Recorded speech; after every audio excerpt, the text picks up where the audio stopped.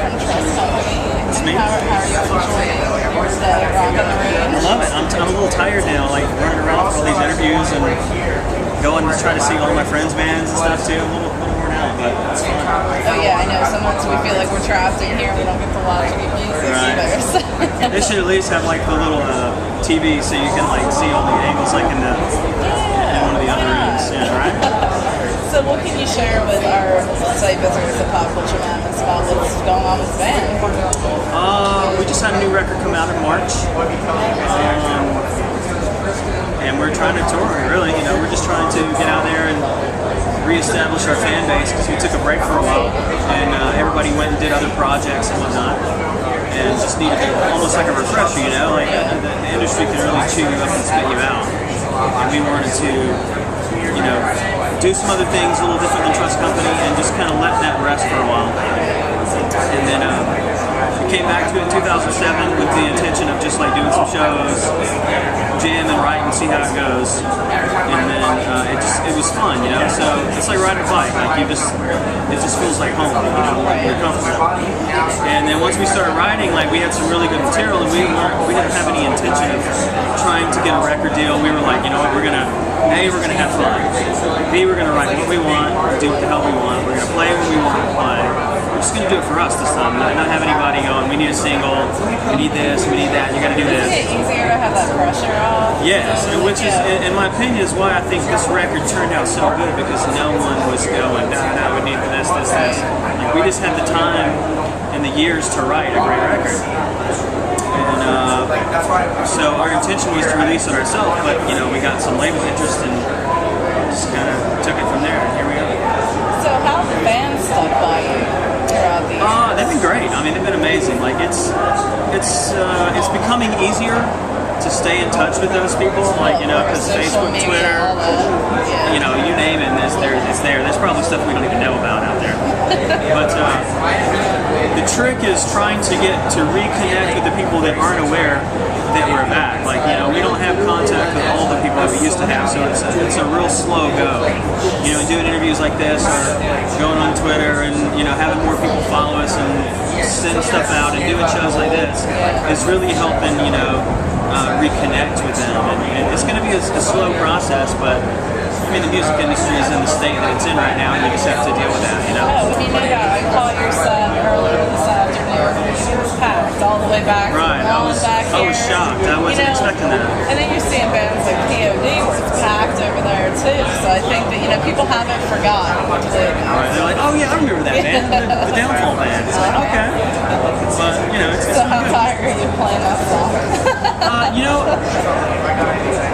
I'm actually, the only reason I don't get tired of it is because it always gets a great reaction. Of course. Like some of the other songs, it's not so much that I'm tired of them, they just don't do so much for me anymore. Like I've been playing them for 10 or 15 years, you know, and I want to play some of the newer stuff on the new record that's more interesting and more fun for me, as opposed to, you know, something like this stuff on the first record. We don't play anything off the second record, we just don't like that record. We just did. It was a very bad experience making that record. Actually, there are a couple songs. We like Stronger, we like War's Over, we like the very last track, which is a secret track called Brent Now. We really like that. And then all the other songs, we like pieces of them. And I just think it didn't, it was, I don't want to say it was rushed because they really drug that record out, but it was forced, you know, it was like an instance of the label going this, and they just really took all the fun out of it, and it shows in that record, you know. I still think it's a good record, I think it's a lot of great ideas that just didn't come to fruition, you know.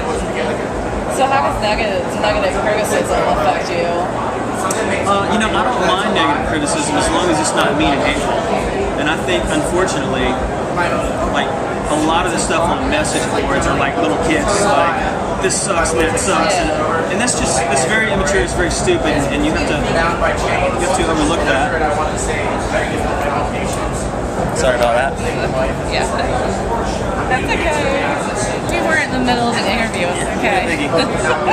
But, You know, I don't mind criticism, and I realize that not everybody's going to like our band. I'm okay with that because I don't like every band either.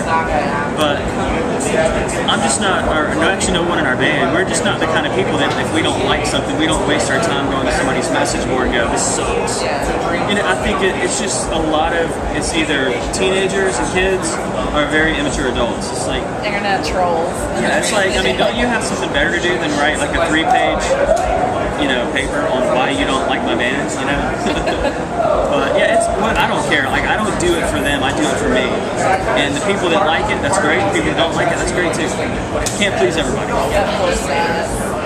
So I've been asking a lot of artists what one of their favorite summer festival memories has been, either a show you played or a show you attended. Do you have one to share? Yeah, X-Fest, I think it's called X-Fest in Texas in Houston, or no, Dallas.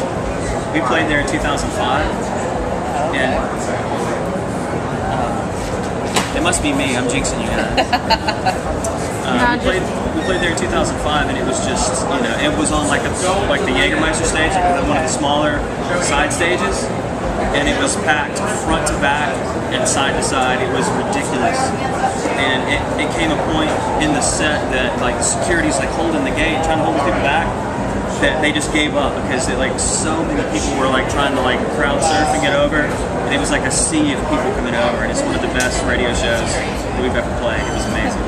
So do you have one you prefer over the other, like smaller club shows or these big festivals?